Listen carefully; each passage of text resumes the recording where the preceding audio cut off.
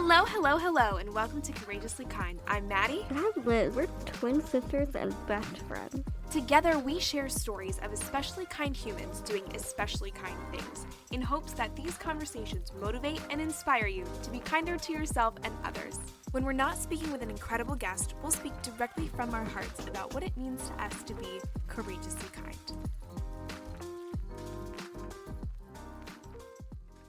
This coming week is Face Equality Week, which is really exciting. I believe it starts on Tuesday. It starts on the 17th of May and goes till the 24th. So we wanted to make sure that you all had something to listen to before Face Equality Week to get you in the mood. And this week is really special. It's not just us rambling for 15 minutes or so. We decided this year to highlight some of the incredible face equality activists we've spoken to over the past year and a half. Just a reminder that these are all snippets from full-length episodes that have been already published and already uploaded, so if you like anything you hear and you want to learn more, you can check out our page to find the full episodes. This clip here is from Kim Teems Fox, who is the president of FACES, the Craniofacial Association. President, right? Yeah. Okay. Here she's talking about FACES and the incredible work they do, and she also talks about how they got involved with Face Equality International. Face Equality International are the ones who are putting on Face Equality Week this week, so it was just the perfect little clip to insert in this episode. I love Kim. Take a listen to this and feel inspired.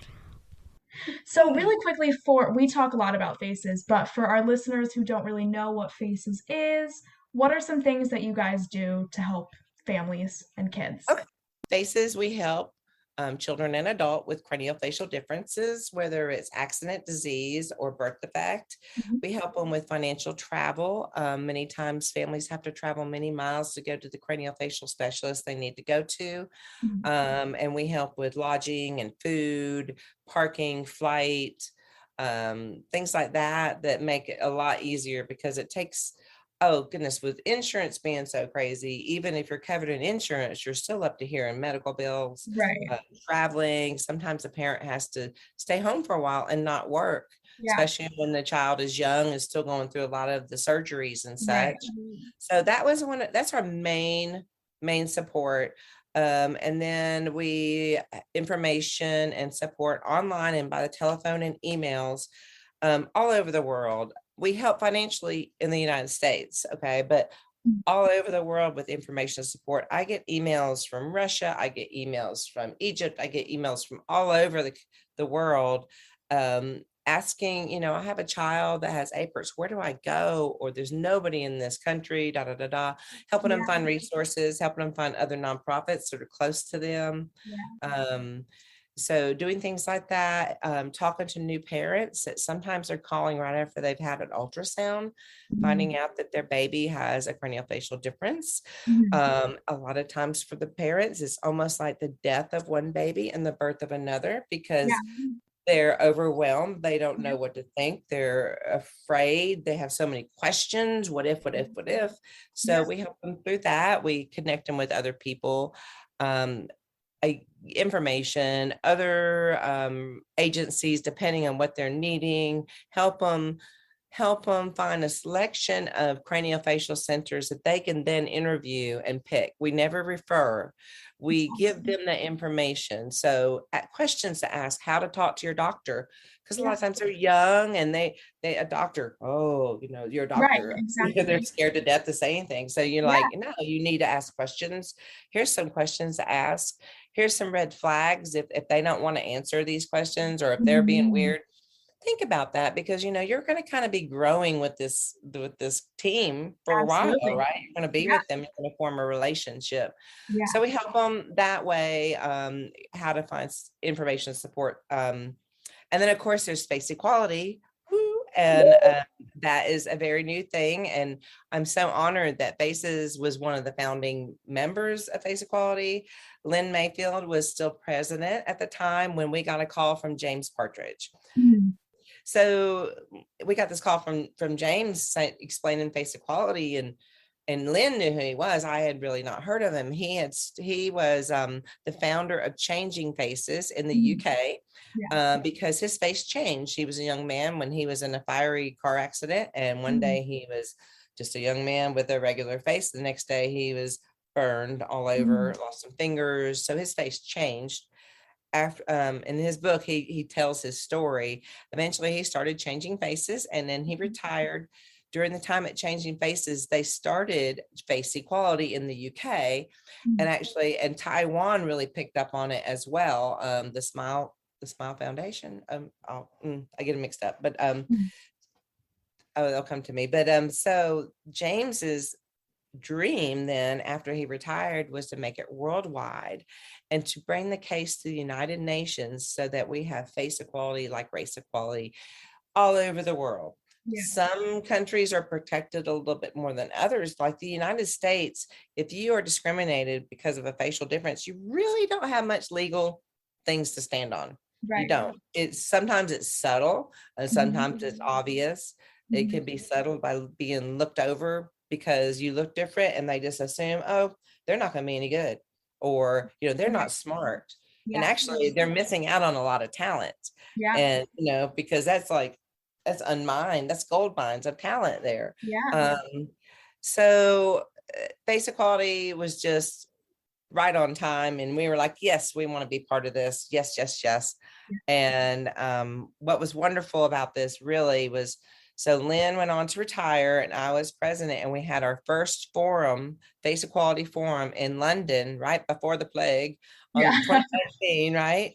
And so I got to go to that. I drug my husband along, and we did a little sightseeing on the side, but we went to face equality forum. I got to meet James in person, which was awesome. And so many cool people from around the world.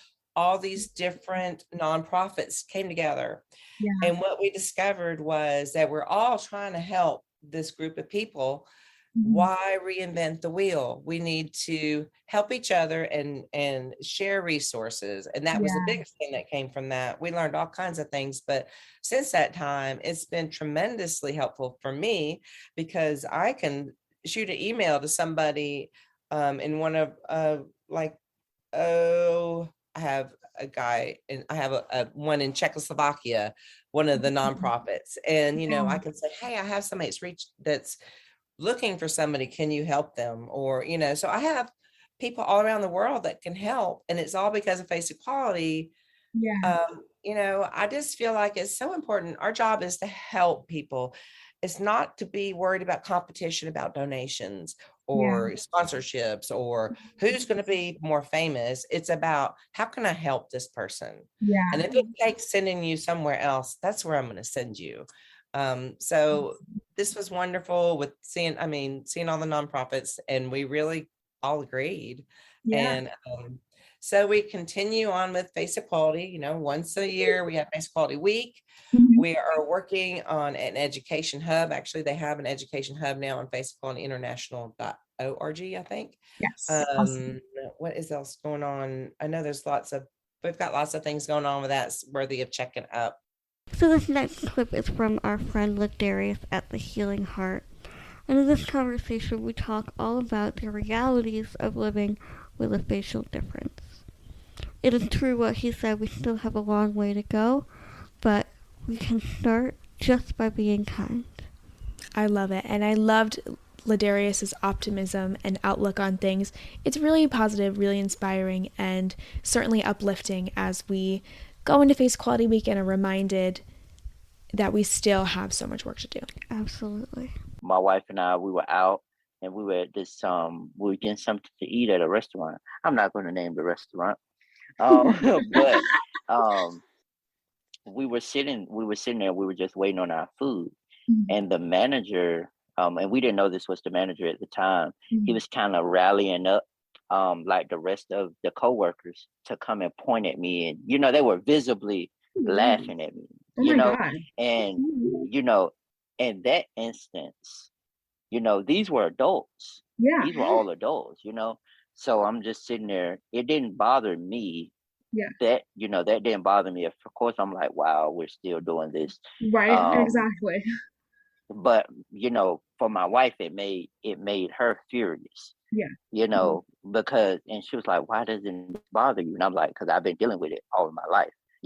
But that's a problem in itself, that I made it okay I allowed the behavior, because like, oh, well, I've been dealing with it. People are not going to change. Right. But that's one example.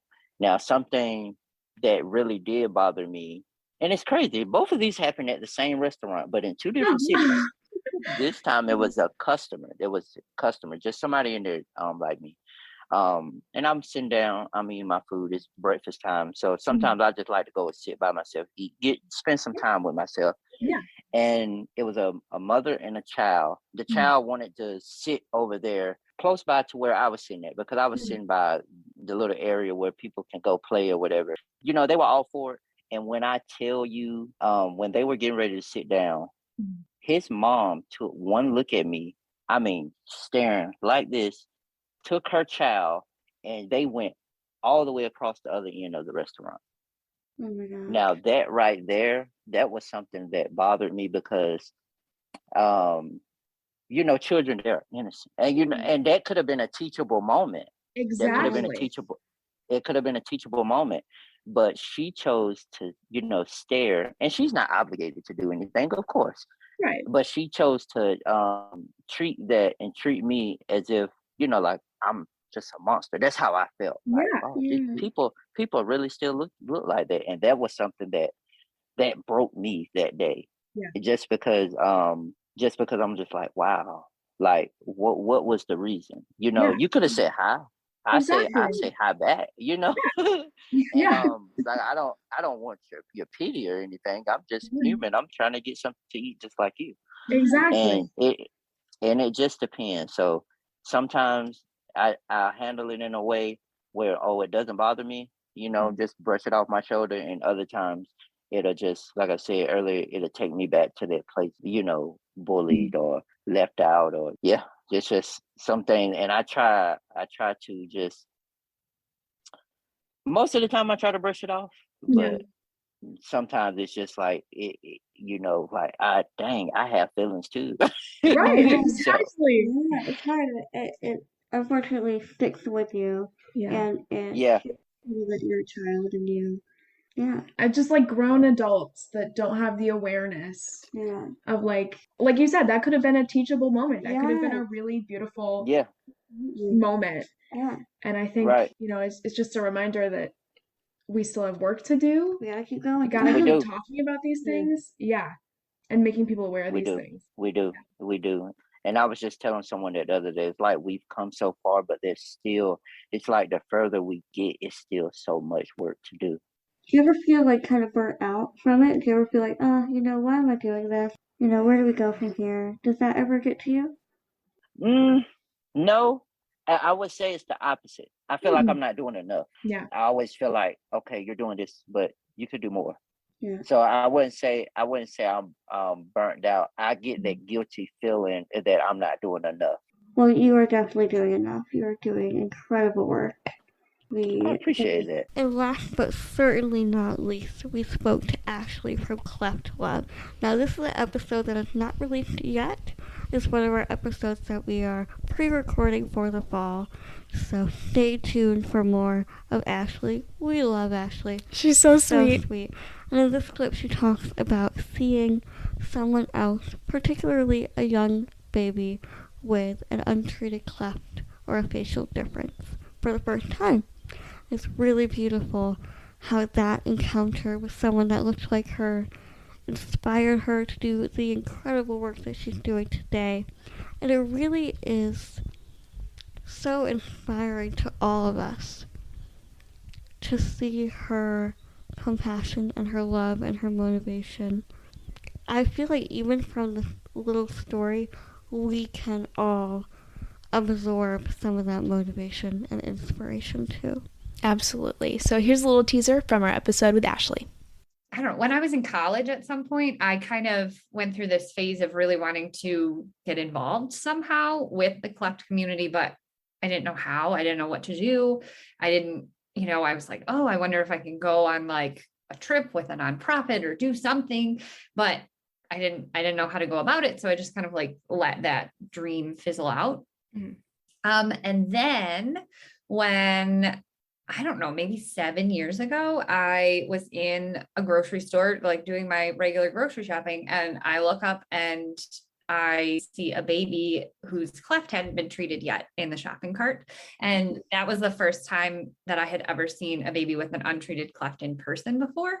Yeah. And it changed my life in so many ways. And there was a minute, I guess, where I had all these feelings I didn't know that I had previously, that I must have been holding inside of me. Mm-hmm. And so in that second, it occurred to me that I didn't know how I would feel if I'd ever seen a baby with an untreated cleft. Like maybe I would think it was gross, or maybe I would be scared or something. And then if I felt those sort of negative feelings, then how would that mean that I felt about myself, Mm-hmm. But in that minute, I didn't feel anything negative. And in fact, I was like, oh my gosh, that's the most perfect baby I've ever seen in my whole life. And so it was just a very healing moment for me, I think, because then I realized that, I've been perfect since the beginning too. Mm-hmm. And then I also had the opportunity to talk to the parents, or it was the mom and the grandma actually.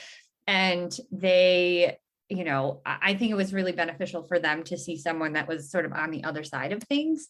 And so I realized then that there was sort of a need for a voice of someone who was in the cleft community that had been through it.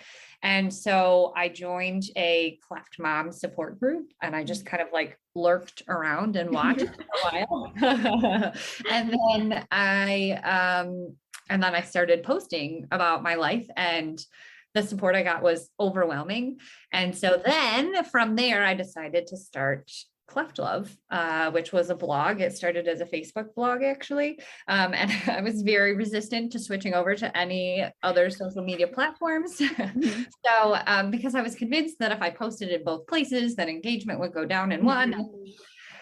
But anyway, so I finally got on the Instagram train and the TikTok train. And so it's been really fun exploring those mediums too, because now there's sort of a video element. But that's my very long-winded story of how it all started and what got me here. So I love it. That kind of brings us to like an interesting point that we wanted to talk about that Liz brought up when we were talking about chatting with you. And that is using social media while having a facial difference and all the complexities that come along with that. And Liz can speak more to that than I can, but yeah, I feel like there's a lot of emotions and a lot of, at least for me, a lot of resistance and fear with using social media, and I think everyone, whether you have a facial difference or not, we all kind of struggle with it a little bit, but I think having a difference makes it heightened. I think we're on sort of the precipice of getting difference represented. I mean, more and more ads are having people with differences and all of that, but we're not quite there. But it's also something that I remind myself, because all differences before they became appropriately represented kind of went through an in-between phase. So, like fat people didn't used to be represented anywhere on TV. And then when they started to be represented, it was skinny people, but in fat suits. And then we finally have gotten to a place where all different sizes are represented on TV, and that's really great, but there's sort of like a growing pains middle point. And I kind of feel like that's where we are with facial difference representation.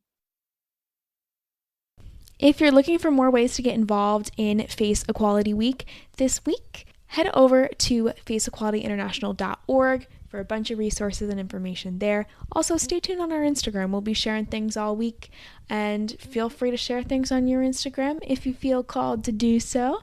There's a lot of great creators out there who are doing wonderful things that are being highlighted this week. So stay tuned for that. And I just want to say real quick before we leave you this week, you do not have to have a facial difference or even know someone with a facial difference to celebrate Face Equality Week. You might not even encounter someone with a facial difference in the next week, and that's okay. We all just need to remember to be kind, to have the courage to be kind to everyone, regardless of how they look. And I hope you have a great week. Happy Face Equality Week. Love your face. It's very beautiful. And we will see you back here real soon.